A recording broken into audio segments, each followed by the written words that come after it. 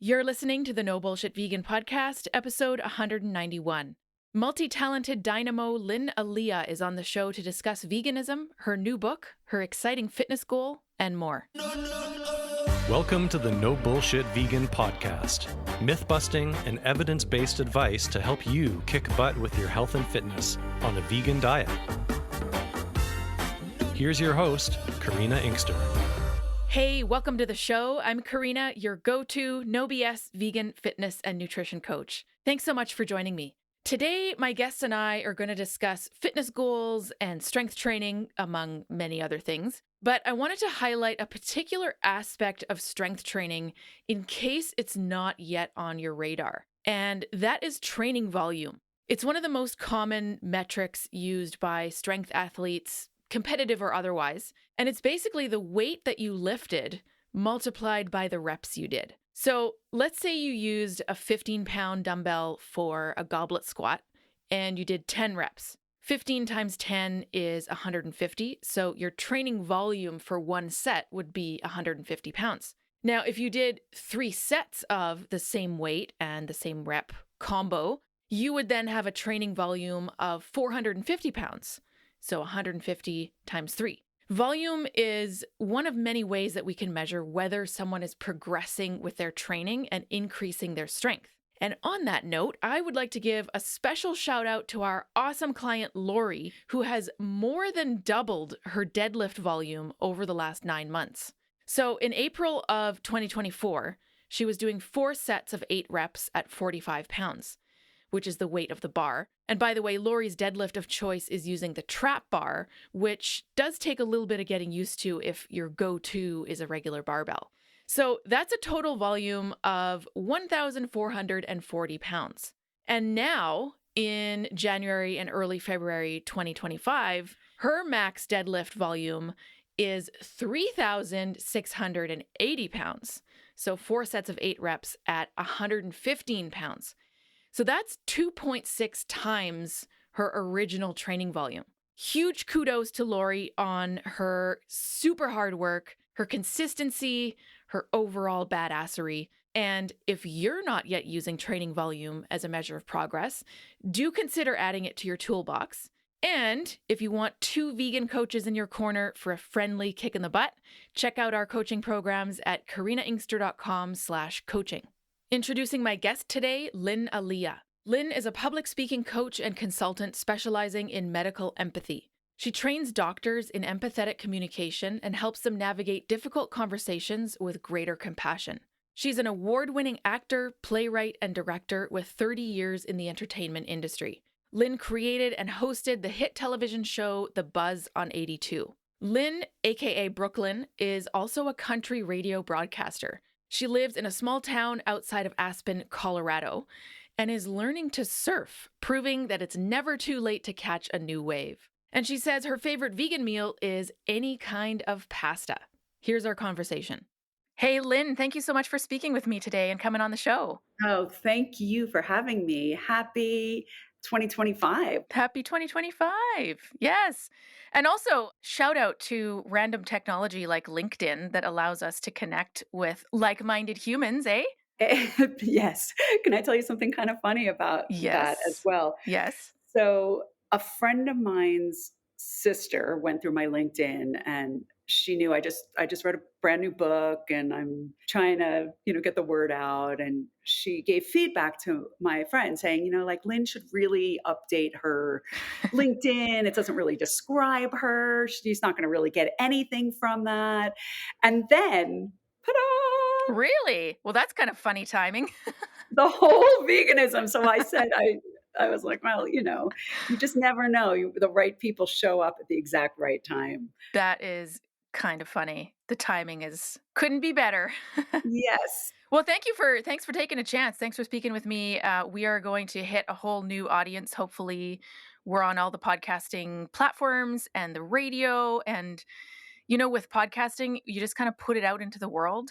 And then unless someone takes initiative and emails you or messages you on Instagram or finds you on LinkedIn, you don't really know who the listeners are. Right. Right? It's not like a social media post that people can instantly comment on. Right. So we don't know who we're going to reach. It's kind of cool how that works.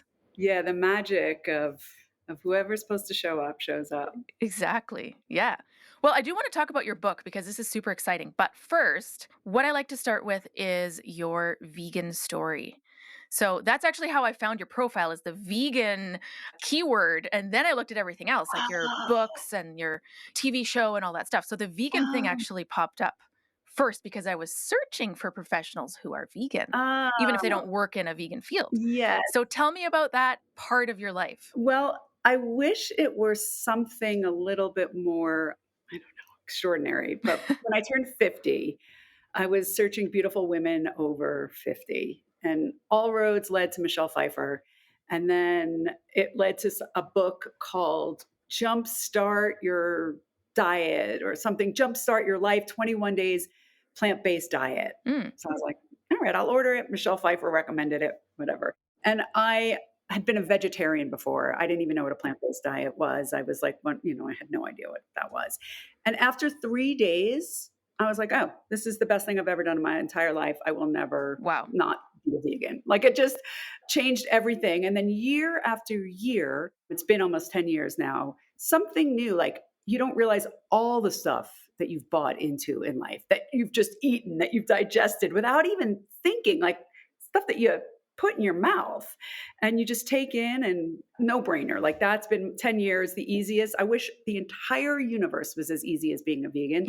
I wish like every thought I had could be like, no, I don't think that, like Mm-hmm. I don't eat that. I don't think that, but I'm still working on that part of the evolution. Well, that's amazing. I'd say that's pretty extraordinary. 3 days, and you're like, well, this is going to be a lifetime thing. Like, that's amazing.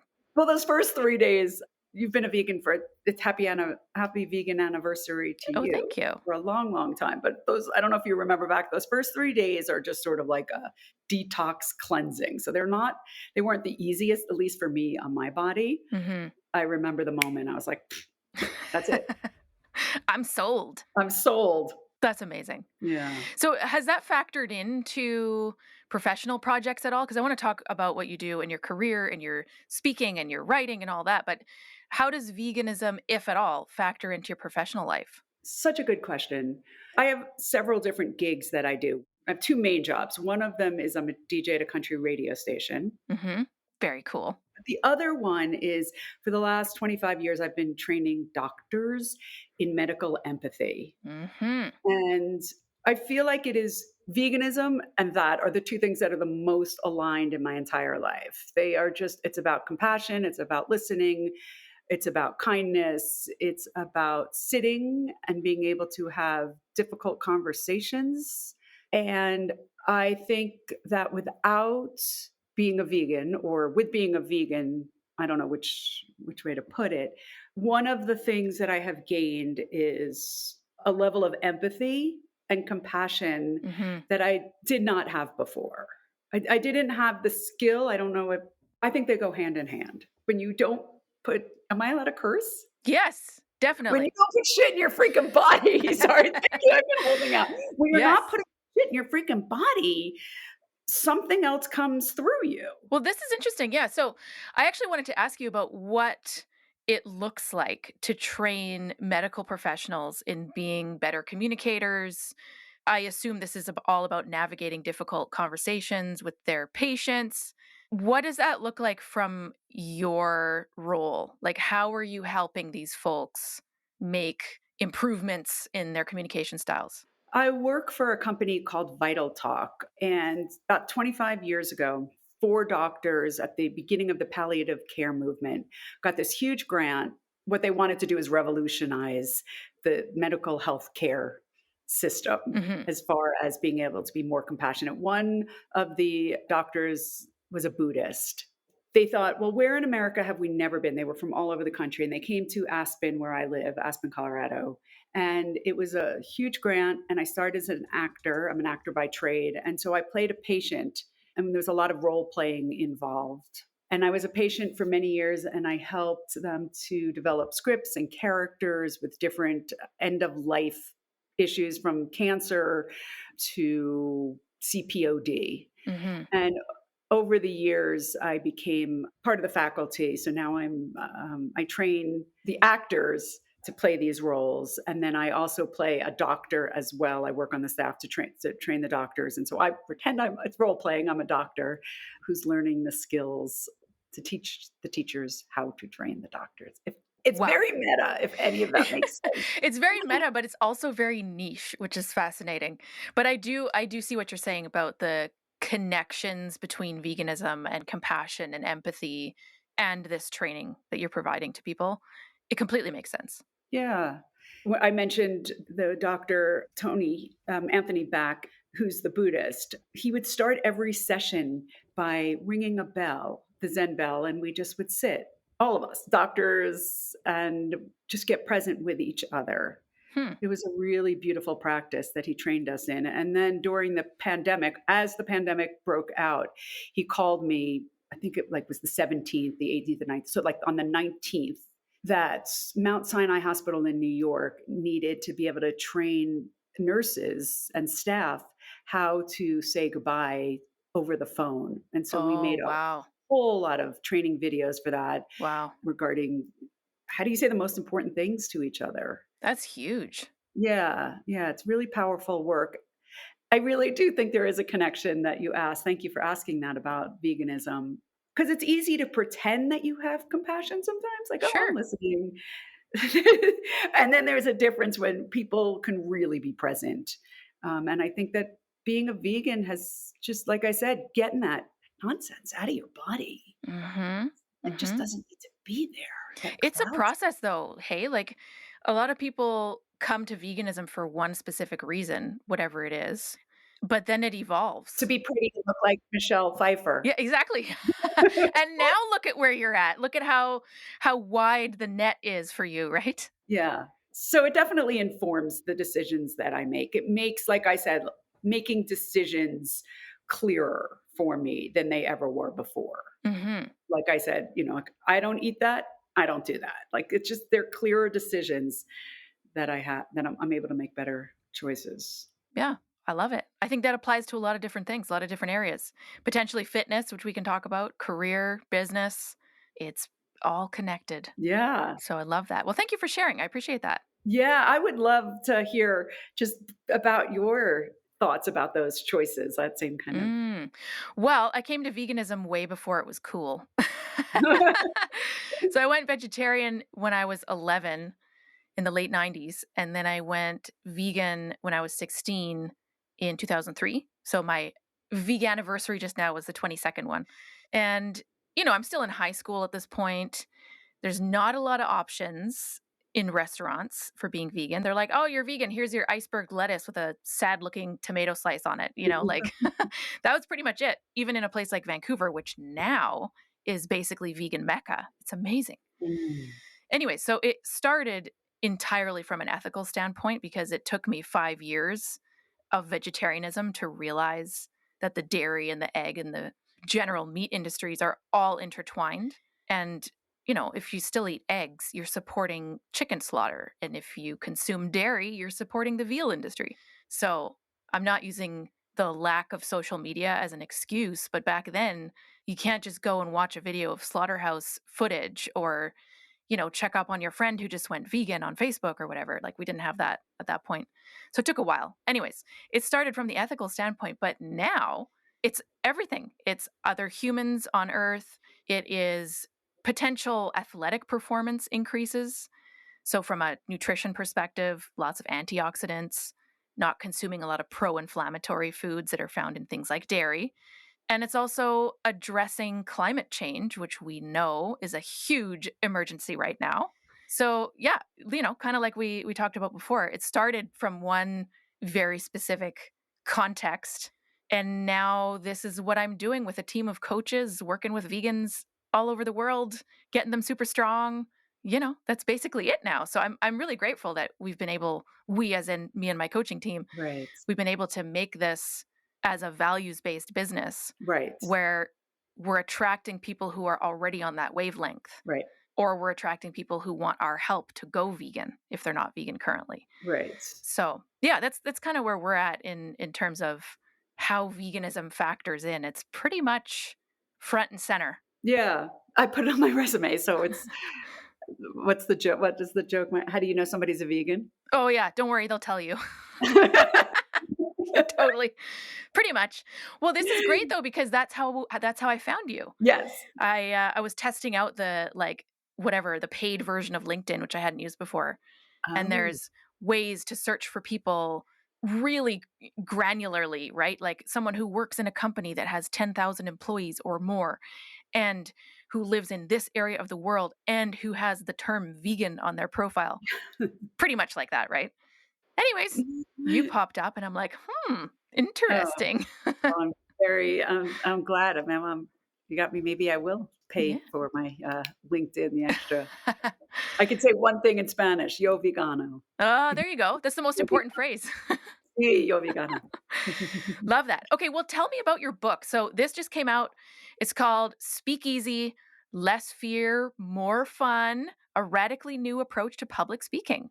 That is exactly, you got it right. So I created a method that anyone can speak in public in under 5 minutes. They can craft a speech. Did you have Mad Libs? Do you know what Mad It's like a fill in the blank. Yes. Yeah. It's like a Mad Libs, I'd like to say, type game where I give you prompts, fill them in as fast as you can, all of those post-it notes of ideas that are floating around in your brain come in order, and then honestly within 5 minutes it automatically turns into a speech. Wow. So that's the first part of the book. It's a pretty small book. The second part of the book is how do we bring your words to life? Mm. How do we fill them with intention? How in music, it's called scoring a script. So it'll say staccato, or how you just took a sip of water. Where do you take a break? Where do Hmm. you pause? So, how do you score your script? And the third part is how do you bring it to life on your feet? How do we stand in front of a group of people and not just stare into the mirror and practice that way, but how do we really bring it into our bodies and be able to stand in front of a group and practice properly in front of an audience? So Wow. That's amazing. I'm an actor by trade. So a lot of these are trade secrets, how actors really do it. You mentioned it's not a long book. I think that's actually harder to do than something that's 1,000 pages long. I forget who it was. There was some really famous writer who said something like, "Apologies, I didn't have time to make this letter shorter." Because it's hard. It's hard to do. So it's condensed and it's packed and it's impactful and not needlessly verbose, I assume. Thank you. No, it is not. And I have this incredible illustrator and editor. I'm actually working on my second book right now, which I wrote a tome. Like it was like that big to start. And so she got it down. This is actually, it's my first book, but it's actually the second in the series Mm, because this is more of a workbook. okay. So the first book is called The Speakeasy Connection. That's the one I'm working on. But I'm doing the same thing too. I'm writing that long letter. Like I could just go down the rabbit hole of writing, writing, writing. So Well, that's the first step, though, isn't it? You just got to get it all out of your brain. so now I have a third book of all the stuff that Oh my I'm the goodness. only one who wants to rabbit hole with. But she's an incredible illustrator as well as editor. Her name is Tanya Jenny, and she's just talk about a remarkable team. She's just That's amazing. I couldn't do this without her. That's very cool. Yeah, the books I've done are, well, the first one was a passion project, Vegan Vitality. That was back in 2013.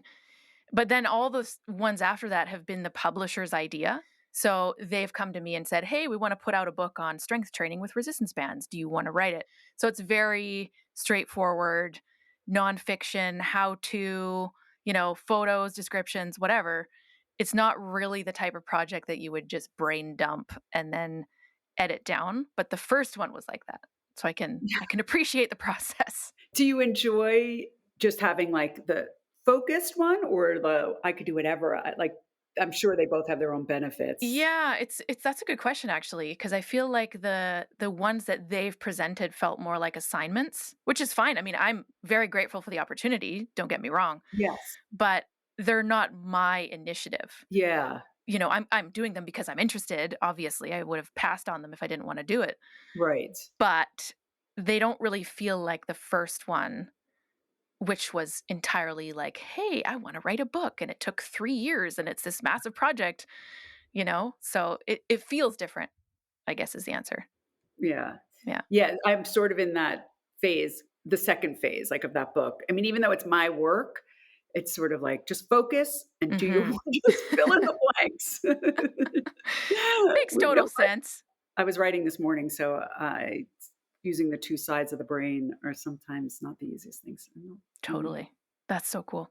Hey, so writing, acting, working in the business of communication and speaking, public speaking, training others in one-on-one communication, also TV, hosting a TV show.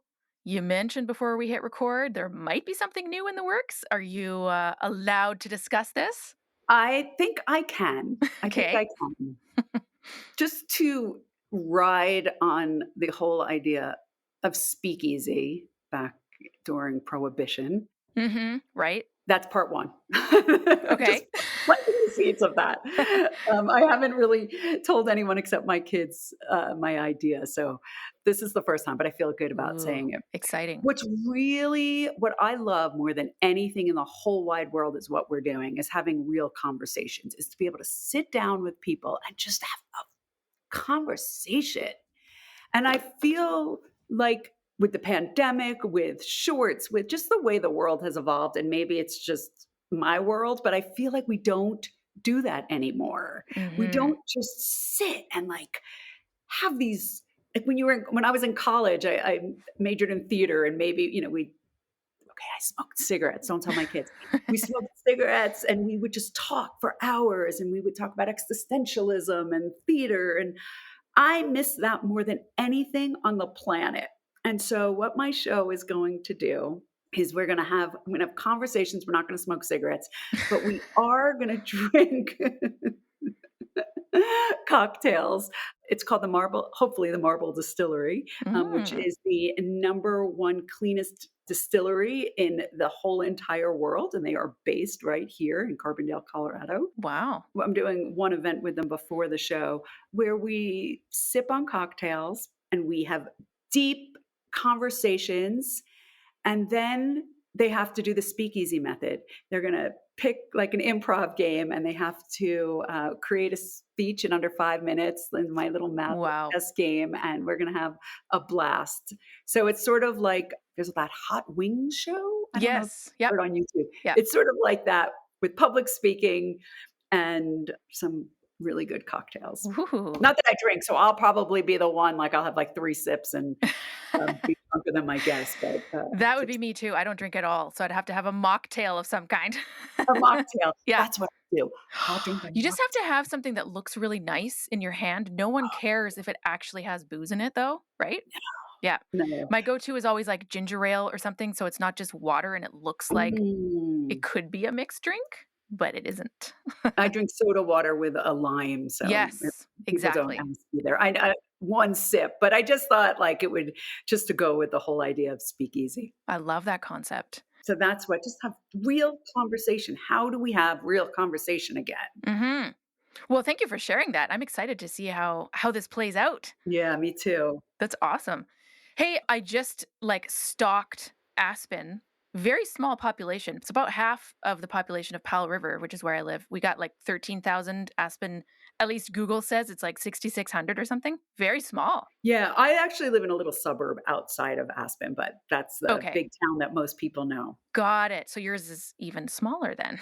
Actually, it's a little bit bigger, but yeah, Oh, it's bigger, right? Okay, got yeah. it. We're in a little valley. Got it. So what's the vegan scene like in Aspen surrounding areas? Like, are a lot of people going out to restaurants and ordering plant-based things? Are there no options at all? What's the deal? There's one restaurant in my town that has gluten-free. My son has celiac, Uh-huh. and vegan. So it's a Asian bistro kind of place. So we go there. Nice.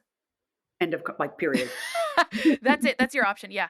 No, there is one more in our town over. They have some options, but we don't have strictly vegan restaurants here. Yeah, same. We don't have anything that, and I was like kind of craving an oat bar the other day, like a vegan oat bar, Hmm.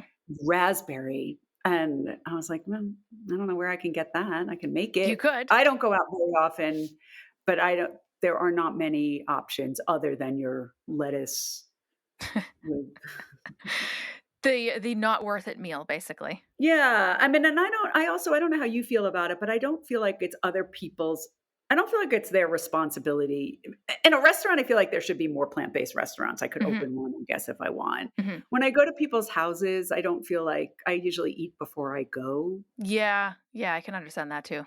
I don't know. I don't feel like it's their responsibility. I traveled through Europe this summer, and I actually had a lot more options traveling through Europe than I do in my own hometown. Wow. I believe that though. I've heard it's just the scene over there is expanding super quickly. Yeah, I mean, even in Spain, I was able to find amazing vegetables. That's why I could say Yo Vegana. I travel with food all the time because I do have a fear of going hungry. Me too. Oh, Yeah, I hear you. I've got a ton of food allergies too. So when I go to other people's places that I don't know super well, or when I'm traveling, it's not just the vegan thing. It's also like EpiPen on my person at all times because I'm allergic to basically life itself. oh, So there's kind of this extra layer of reading ingredients and obsessively asking the servers things. So I totally understand that I don't want to impose on people who are hosting me, not just from the vegan perspective, but also like raw fruit and tree nuts and all the stuff, right? That's a bit much. so can you have cashews? No, no tree nuts. I can only have peanuts, which are technically legumes, which is fine by me because peanut butter is basically life, right? Right. I mean, I travel with those like little Justin peanut butter thing. I Yes, have those are like my favorite. I literally just had 2 of those like half an hour ago. It's so funny. I haven't had to break. Those are my emergency. I think I had one sandwich in somewhere in Spain or France. Do you eat bread?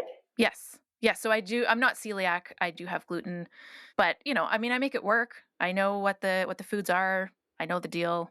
It just seems normal to me at this point, but imposing on someone else is a whole different story. Yeah. I mean, so that's how I feel. So I don't go out. I rarely go out to eat.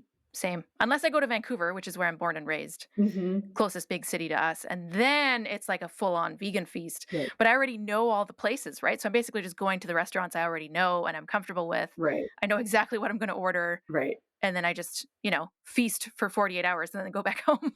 I was just in San Oh, Francisco, nice. and Amy's. Do you know? Yeah. She has like Amy's fast food. Oh, I've heard of that. I haven't checked it out. I haven't been there. I was I've been like 4 times now. I went once, and then it was at the airport, and they had an Amy's at the airport in San Francisco. No way. So I was like, I wasn't even hungry, but I was like, well, can I pass on this? That's awesome. I feasted there. Yeah, as one does when one has options. Yeah. I'm from New York originally, and there's some really good options in New York. And my whole family is really accommodating. With my mom, she's in New York. She's always really conscious and really kind. And That's awesome.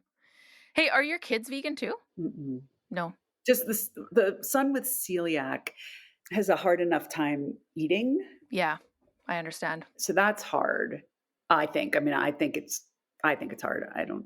And the other son is, what's the word? It's more than conscious. Like he's just accommodating and kind, and Mm-hmm. Mm-hmm. but he's not. He's not vegan. Well, you never know.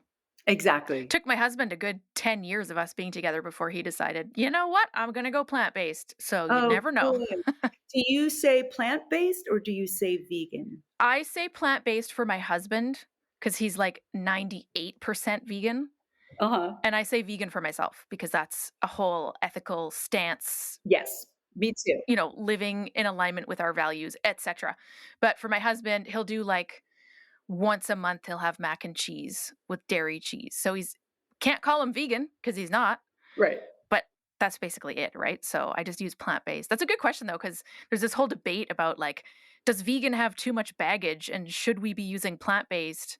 But I think it depends the reasoning behind it. Like vegan has ethical connotations Yeah. and plant-based has health, diet, Yeah. No, lifestyle, I'm a vegan. Yeah. I'm a smug I'm smug Me too. vegan, totally smug about the whole thing. I mean, I definitely do not impose on other people my values, but I'm definitely a smug vegan.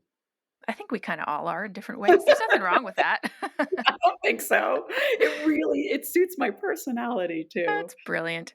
Hey, you mentioned tour dates. What's happening with this? Thank you. Well, as I was waiting for you, I mean, I wasn't waiting for you. I Oh, sounded yeah. like a, but as I was waiting to go on to speak with you, I just got another tour date. Oh, I am doing a book tour on I'll be up in Aspen. I do events as well as book signings. what So, don't you do? Good Lord. well, I did not get out of bed on New Year's the entire day. Good for So you. what Good I for you. did not do. I literally am reading such a good book and laid in bed and read a book. Genius. I do an event. So what we do is we play the speakeasy game Hmm. at the instead in lieu of a book reading. If people want to participate, it's like an improv. It's sort of like an improv game, and magic happens, and that's what we do. I get audience participation of the speakeasy method. So they'll be up in Aspen on January 10th.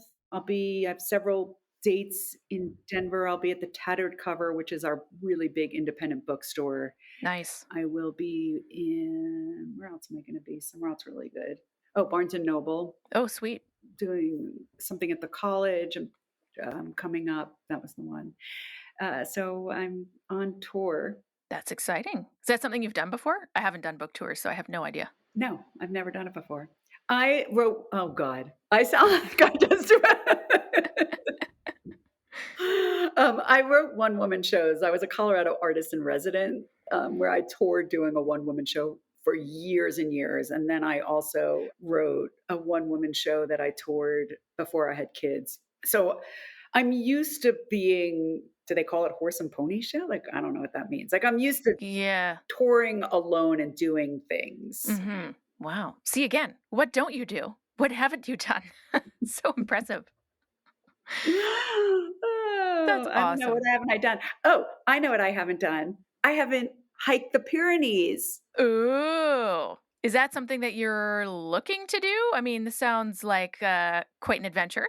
My 60th birthday is coming up this year, and I'm going to go hike the Freedom Trail in the Pyrenees. It's the trail that Jews escaping from France over to Spain during World War II took. And it's a 4-day hike. That sounds amazing. Yeah. Is there a connection for you to that specific trek? Well, I'm Jewish by trade, by birth. By trade? Yeah, And we it's could do funny. that. I'm Jewish by trade. We kept kosher when I was young till Okay. for a long, long time. Like Hmm. I was like 13 years old. So I don't know if veganism comes easier for me because of that as well. Like you can eat this and you don't eat that. Yeah, it's possible. So that could be just a link to veganism. I always wondered like what it would take to like have to uproot in the most minimal clothes and escape your country. It's like Hmm. something that's always been with me. And would I be able to pack up and escape my country? Hmm. I don't know how people do it. I don't know how people do it. With like just the clothes on their back and their kids and out of Yeah, shape and the weather and what they, it's pretty incredible. it's incredible indeed. Well, that's really powerful. I mean, this is not just like a fitness goal, No. but it's a meaningful adventure. It's like a bucket list item. Yeah. I mean, it's more than just like, oh yeah, I want to do this 4-day random hike. Like, Yeah, yeah, yeah, yeah. it's got a lot more meaning to it. No, exactly, exactly. Well said. What does it look like? I mean, are you like, how far are you going each day? Is it really intense? Like, I assume it's going to take some kind of cross training beforehand. Like, what's the intensity level? Let me put it that way. I don't know to answer all those questions Okay. specifically. I feel like if Hannah Earnhardt, I don't know how to say her last name. She was, or just these people that used to smoke and were completely out of shape and they never even went for a trek. Like they did it. They did this. Mm-hmm. What's the will is. I don't know how high it is. I come from an area here in Aspen, like where it is like the Olympics of athleticism. Aha. People are like mad. Doing a 14er in like before breakfast in the morning is nothing to people. And then they'll go for a ski. Like it's just my perspective of what's hard and what isn't hard Mm-hmm. is kind of warped. I'm not really answering your question. This is my insecurity coming out for No, your that's okay. It's all good. I mean, you have a baseline. It's not like you're starting from scratch, obviously, Mm-mm. but it's a pretty specific event, like people who want to do one of those obstacle races or people who want to do like a certain climbing route or something. Like it's really specific. Uh-huh. There was one guy we trained, I think it was maybe 2 years ago, who was doing this really specific race up and down a mountain. Mhm. And you had 24 hours to do as many up and downs as possible. Mhm. That was the race. Yeah. Like that's pretty niche and pretty specific. And so you're going to train in a certain way for that. Right. But in this case, I'm assuming you're carrying packs. Yes. You need endurance. I need endurance, strength, and the mindset. I climbed Kilimanjaro. Well, I did Kilimanjaro. I got to 15.5. I trained. I run up and down a mountain in Aspen. I was in shape to do it. I mean, it wasn't as high as Kilimanjaro. And the guy behind me, it was great the whole entire trip. And then as we were summiting, for some reason they put us in an order, and the fastest guy was behind me, and he was huffing and puffing the whole time because I was going so slow, and it psyched me out so bad that I was like, okay, I quit. Oh, dang. And I mean, I could have let him pass me, but by then I had psyched myself out so badly, and the Sherpa was like, "I'll carry you," and I was like, "Nah, I'm good. I'm good." So I got to 15.5, and then I think that's still pretty amazing. But I never summit, and so I think for my 60th birthday, I want to summit. That's my goal. Okay. I should look up how high it is. I don't know how high it is. That's so awesome. Well, at this point, like what? Summit and then come back down. Well, of course, that's the thing. No, you're just going to hang out there for the foreseeable future. What are you brainstorming, considering in terms of prep for this thing? Like how long do you have? Is there a specific month you have to do it in based on conditions and stuff? I just got the thing today. I was going to do it last year, and it just didn't work out with my schedule. I was over in Europe. And today I got an email from the man from the Pyrenees and said, "Hey, there's a trip on August 16th. Uh-huh. It's a 4-day trip." I remember seeing that in the email. Right. So I have starting Monday. So you have 7 months. Oh, you'll be fine. What does it look like in terms of training? Like, do you go to a gym? Do you lift at home? Do you have resistance bands? What's possible for Lynn? Oh, I was going to show you. I have my 2-pound weights back here. I run and I trail run as well. Nice. And practice yoga. That's it. I'm going to start swimming because I just started surfing as well. Oh, right. Surfing I tried one time, failed horribly. I mean, it was one time. So what do you expect, right? In Hawaii. Oh, you did? Yeah. So my husband and I were there. We've gone a couple times, and we had an instructor who was like at least 60, probably mid or even older 60s, just ripped, like 8-pack, incredible shape. His workout for endurance was like getting a 30-pound boulder and holding it while neck deep in the ocean and walking. Running. Yeah. It was insane. Insane. Anyways, failed spectacularly. Well, you're supposed to. That's the whole part. I know. See, if I never could give have, up. I think that got to my head, right? Kind of like your Kilimanjaro experience. It was just like, oh man, what the heck? Yeah. It was still fun, but that's cool. So are you doing like lessons with an instructor? What does that look like? Oh, when I surf? Yeah. Yeah. That makes sense. Cool. Yeah. Hey, I want to pull up this thing to show you. Our listeners obviously won't be able to see it, but I will explain it if I can. I can put it in our show notes as well so people can look at it. Okay, so sharing my screen. Can you see this pyramid thing? It's magically coming. Yes, I can. Okay, perfect. This is the order of importance for all the various aspects of training for something. So it does say hierarchy of physique changes, but that applies also to hierarchy of health change and hierarchy of kicking ass at various fitness goals. The most important part is at the bottom, and the least important part is at the top, the little triangle on the top there.